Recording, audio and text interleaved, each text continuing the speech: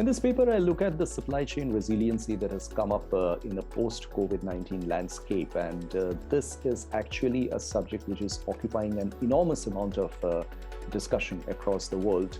And for some, it might actually be interesting to note that why it is happening in such a way, because supply chains did get disrupted even before the COVID-19 due to extreme weather events and natural catastrophes, the ones that we have seen happening in Fukushima in Japan or the big floods in Thailand. But COVID-19 actually drove attention to the fact that supply chain disruptions arising out of the time that we saw during the pandemic could be very large scale, and they could have strategic geopolitical impacts because there are countries which have a great amount of sourcing command over inputs that go into various supply chains, like, say, for example, pharmaceuticals, food, critical minerals, and so on and so forth. And this command can be utilized for geopolitical advantages, as we have seen in the case of concerns that reflect for a country like India, which has been struggling to maintain border peace with China.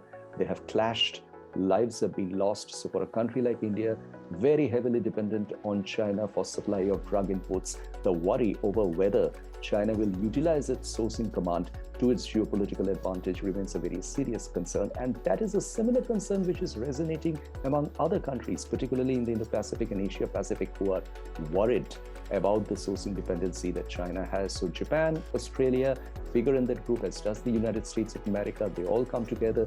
There is a supply chain resiliency initiative. The Quad group of members are working on it, trying to reshore supply chains. But the problem over here is that supply chains came up on the logic of economic efficiency.